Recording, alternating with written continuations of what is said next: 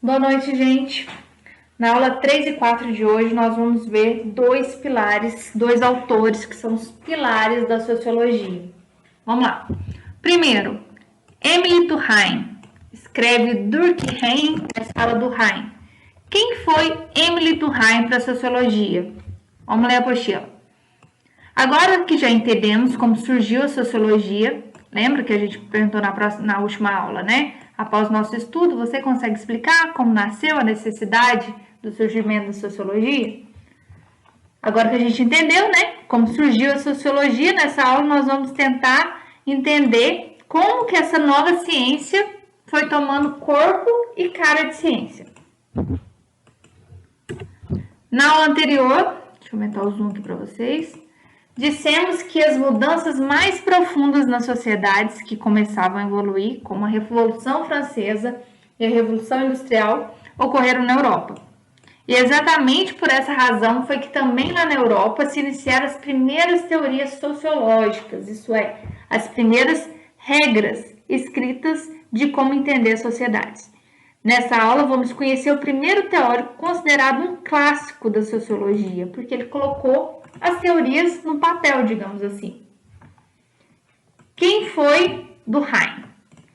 Emily Durkheim é o primeiro a escrever essas regras, quer dizer, a teorizar sobre a sociedade. E são exatamente essas teorias que irão nos ajudar a compreender melhor como funcionam as sociedades.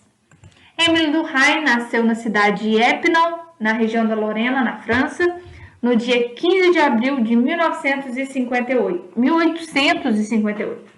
Faleceu em Paris, capital francesa, em 15 de novembro de 1917. É considerado um dos fundadores da sociologia moderna, o primeiro tripé da sociologia, o Emily Durkheim. Vamos falar sobre fato social. Fato social vocês viram muito naquele filme que a gente assistiu. Emily Durkheim é considerado nosso primeiro sociólogo. Foi ele quem formulou as primeiras regras da sociologia. Dentre elas podemos destacar fato social. Durkheim disse que fato social é a maneira de uma sociedade agir, pensar ou sentir. Significa dizer que é um padrão de comportamento social. Vou até grifar aqui. Para entendermos melhor Durkheim, colocamos 3 características para identificar o fato social. Como que a gente identifica o fato social? Primeiro, pela generalidade. O que é comum, o que é geral na maioria de uma sociedade? Ou seja, o que o coletivo entende, o que o coletivo, a maioria faz. A exterioridade, que não depende do indivíduo para acontecer. A coercitividade é a pressão que a sociedade exerce sobre o indivíduo, ou seja, os indivíduos são obrigados a seguir o comportamento estabelecido pelo grupo. Portanto, para identificarmos se um fato é social ou não, temos que perceber se possui essas 3 características. Vamos analisar a questão do casamento. Acho um absurdo, né, gente? A mulher arrastando um homem. Tem homem que está arrastando a mulher para casar. Vamos lá. O casamento ele possui generalidade. Por quê? Porque a maioria das pessoas na nossa sociedade ainda pensa em se casar. O casamento possui exterioridade, pois existem algumas pessoas em nossa sociedade que não pensam em se casar. Você viu que é exterioridade que não depende do indivíduo para acontecer? Então tem essa exterioridade. Nem todo mundo quer casar. E o casamento isso, tá certo. E o casamento tem coercitividade, ou seja, é uma imposição, uma pressão da sociedade, pois as pessoas que não se casam em nossa sociedade, com o passar do tempo, sofrem brincadeiras e pressão do tipo, ficou pra titia, sua encalhada. E parece que a sociedade só pressiona a gente, né? Semana que vem eu vou casar. Eu nem casei e todo mundo que sabe que eu vou casar fica perguntando agora quando é que eu vou ter filho. Enfim, coisas da nossa sociedade. Conceito de solidariedade. Além do conceito de fato social, Durkheim criou também o conceito de solidariedade.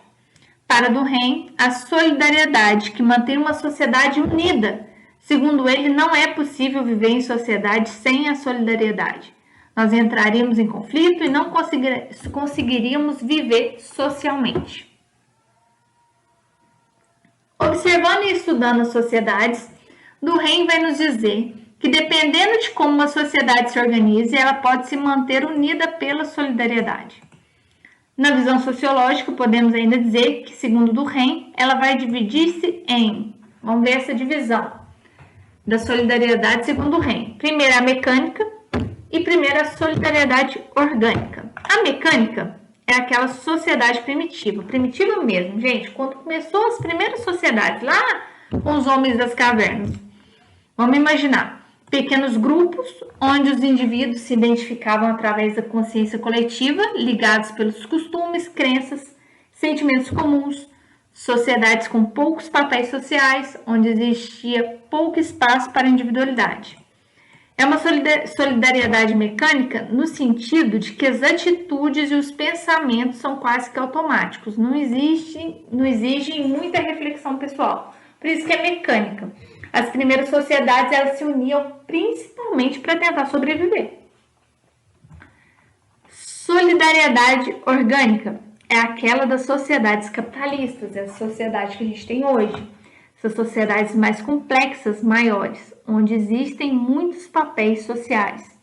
E que ela, pela acelerada divisão do trabalho social, os indivíduos se tornam interdependentes, o que garante a união social.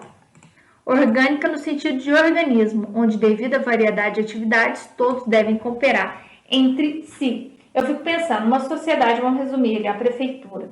Só ali no meu andar tem o jurídico, tem a controladoria interna, tem o gabinete do prefeito, tem a assessoria do prefeito, tem a área de administração, tem a área de contabilidade, tem a área de licitação, tem o almoxerifado, tem a informática. Isso assim, ó, só um prédiozinho da prefeitura, são os principais, e o RH, os recursos humanos. É como se cada um faz o seu trabalho, né? E cada trabalho é interdependente do outro, para que a prefeitura, a sociedade possa funcionar como um todo, como um organismo. Como se o RH fosse o estômago, o jurídico fosse o cérebro, o gabinete o coração, entende? Para o organismo inteiro funcionar. Quando há quebra das regras sociais, há uma desestabilização social, como nos momentos de crise, gerando um estado de anomia. No estado de anomia, os laços de solidariedade encontram-se enfraquecidos. A gente está no início de desestabilização social, principalmente por essa questão, essa guerra política, né, do Bolsonaro e questão de vacina, genocida para lá. A gente pode passar por uma desestabilização social. Durkheim chegou à conclusão com isso que, onde há anomia, há ausência de normas para regular as relações sociais, ou seja, a desestabilização, crise. Mas, segundo ele, este estado tende a ser passageiro, caso contrário, a sociedade se dissolveria. Mesmo nos casos de revolução, a anomia encontra-se seu ponto máximo no confronto, para logo após serem refeitos laços de solidariedade sob novas normas. Podemos dizer, portanto, que a anomia seria uma doença social, como a violência, o roubo, a corrupção. Então, quando quisermos utilizar as teorias de Durkheim para entender algo em nossa sociedade, vamos partir sempre da base de pensamento desse sociólogo. A sociedade influencia o indivíduo. Isso é muito importante, viu, gente? Para ele, a sociedade é vista como um organismo vivo, onde cada um de nós deve cumprir o seu papel social como se a sociedade fosse um grande corpo vivo. E cada um de nós seria um órgão desse grande corpo e devemos cumprir nossa função para que o corpo funcione bem. O que é o papel social, gente? Papel social é o conjunto de normas, direitos e deveres explicativos que condicionam o comportamento dos indivíduos junto a um grupo ou dentro de uma instituição. Os papéis sociais que podem ser atribuídos ou conquistados surgem da interação social, sendo sempre resultado de um processo de socialização. Meu papel social hoje na sociedade. Eu sou advogada, sou cidadã, Sou funcionária pública, porque eu sou advogada do município. Isso não se deu do dia para a noite. Foi através de um processo de socialização. Me formei no 3º ano, eu me formei na faculdade, fiz pós-graduação, até chegar nesse local, nesse papel social que eu estou hoje. Todo mundo exerce o seu papel social. Consciência coletiva é o conjunto das crenças e dos sentimentos comuns à média dos membros de uma mesma sociedade.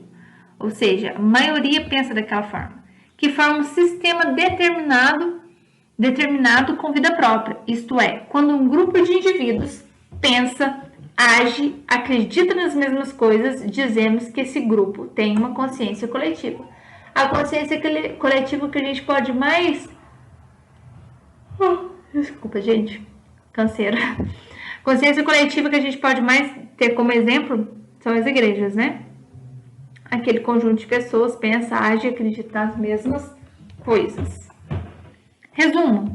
Nessa aula conhecemos a maneira que Durkheim refletia a sociedade. Segundo o que vimos, Durkheim entende que o que acontece no meio social acaba influenciando a maneira de um indivíduo pensar e se comportar. Para ajudar nessa reflexão, Durkheim criou conceitos de fatos sociais, de solidariedade mecânica e orgânica.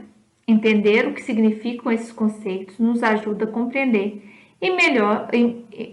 nos ajuda a compreender melhor a sociedade. A atividade, gente, enviar até amanhã. Por que até amanhã?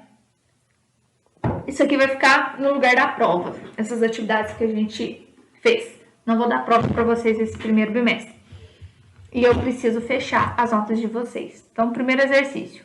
Com suas palavras, tente definir solidariedade mecânica e solidariedade orgânica. Se possível, dê exemplos. Se possível, consulte a internet, consulte livros. Não fique se atendo só o que a gente falou aqui na aula. Pode procurar fora também. Beleza? Aula 4. Outro pilar da sociologia. Quem foi Max Weber para a sociologia? Então, a gente vê o primeiro pilar. Quem? O Durkheim. Agora, vamos ver o Max Weber. O objetivo dessa aula é fazer você perceber que na sociologia existem formas diferentes de se refletir sobre a mesma coisa. Veremos o pensamento do nosso segundo sociólogo, também considerado um clássico da sociologia. Max Weber foi economista, sociólogo e filósofo. Pensa se o cara não era inteligente. Alemão. Nasceu em 1854 em Erfurt, Turingia, acho que é assim mesmo que fala, Turingia, e morreu em 1920 em Munique, filho de um grande industrial têxtil na Alemanha Ocidental. Foi um dos principais nomes da sociologia moderna. Realizou extensos estudos sobre história comparativa e foi um dos autores mais influentes no estudo do surgimento do capitalismo e da burocracia, bem como sociologia da religião. Vamos entender o pensamento do Max Weber. Ao contrário de Durkheim, quer dizer, ele pensava totalmente diferente do Durkheim, Max Weber acreditava que a sociologia deveria se concentrar na ação social e não nas estruturas da sociedade. Para ele, as motivações e ideias humanas são as forças por detrás das mudanças. Max Weber considerava o indivíduo e suas ações como ponto-chave da investigação, evidenciando que para ele era o ponto de partida para a sociologia, a compreensão, a percepção do sentido que a pessoa atribui à sua conduta. Para Weber, o objeto do estudo da sociologia é a ação humana, tendo sentido. Sentido esse que deve ser percebido pelo grupo que o indivíduo se encontra. Então, o ponto central de Max Weber era a ação humana. Na concepção de Weber, o indivíduo é responsável pelas decisões que toma, inclusive pela própria omissão, porque se você não tem uma ação, você deixa de tê-la. Então, isso passa a ser uma omissão, que de uma forma ou de outra legitima o poder, o que Weber denomina de ação social. Diferente de Comte, que é aquele primeiro sociólogo que a gente viu, e do Hein, o Max Weber acreditou na possibilidade de interpretação da sociedade não olhando para ela, mas sim para o indivíduo que nela vive. Qual que é a diferença, então, na visão de Comte e o Comte, né? Tem um sotaque aí, do Comte e do Hein para o Max Weber. Para o Max Weber, ele via a sociologia analisando o indivíduo. E para Durkheim e para o Comte, ele analisava a sociedade. Pois entendia que aquilo que ocorre na sociedade seria a soma das ações das pessoas. Entendeu a diferença? Quem é que está certo? Difícil de saber, né? Então vamos lá. Primeiro vamos saber o que é ação no pensamento, na ação social no pensamento de Weber. Então, aqui só para fechar, gente, para vocês entenderem. Para o Max Weber, ele focava no indivíduo, certo? E o Comte e o Durkheim, o Comte e o Durkheim, analisava a sociedade. Para o Max Weber, ele entendia que aquilo que ocorre na sociedade seria a soma das ações das pessoas. Eu, particularmente, a gente vai estudar, eu acho que o meio transforma as pessoas. Por exemplo, se você nasce numa favela, você não estaria pré-condicionado aquilo? Só a porrinha que eu tô deixando na orelha de vocês. Vamos continuar. Ai, seria tão bom estar tendo essa aula presencial pra gente debater. Não tem como debater sozinho. Mas vamos lá. Ação social. A ação social consiste na conduta humana dotada de sentido de uma justificativa elaborada de forma subjetiva. É o comportamento consentido e planejado. Já a ação social é o motivo que leva o indivíduo a agir em sociedade. A ação social consiste na conduta humana dotada de sentido de uma justificativa elaborada de forma subjetiva. É o comportamento consentido e planejado. A ação social é o motivo que leva o indivíduo a agir em sociedade. Repetir para vocês gravarem o que é ação social. A ação social é o motivo. O indivíduo leva o meio em que vive. O indivíduo leva o meio em que vive, quer dizer, vírgula, tá no vírgula. As pessoas em consideração ou atua para as mesmas, seja em direção dessas ou o contrário dessas. Ele molda seus atos com... Ele quem, gente? O indivíduo. Ele molda seus atos com o objetivo de influenciar as outras pessoas ou de comunicar-se com eles. Elogiá-los, criticá-los, enganá-los, fazê-lo rir e chorar, ou todas as atividades, coisas que as pessoas fazem para as outras. Deixa eu ver se minha bateria não tá acabando. Tá acabando, só um minutinho, gente.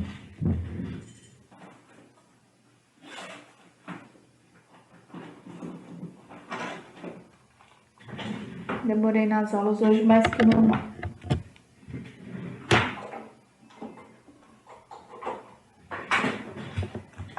Sempre que o indivíduo tem alguma importância para o que fazemos, sempre que pensamos em outro, quando agimos, temos um exemplo de ação social. Quando você faz alguma coisa pensando em como atrair o outro, digamos assim.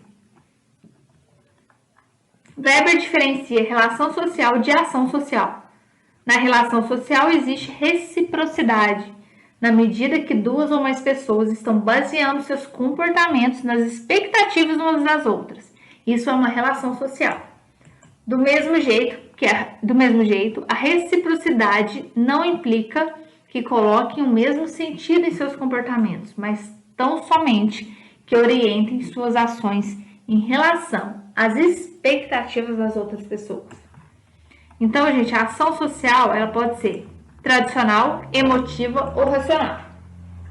Tradicional é uma ação social que faz parte por costume do grupo, não planeja. Ir a uma cerimônia religiosa, por exemplo, é um costume. Emotiva são as emoções, não havendo razão. Muitas vezes o ambiente cria A emoção social. A emoção por si só. Ou seja, a pessoa não usa a razão, ela só age pela emoção. E tem a ação social racional, que é pensar, planejar antecipadamente o comportamento de acordo com os outros. Isso aqui que a gente mais vê atualmente, né? Que seria, entre aspas, uma manipulação.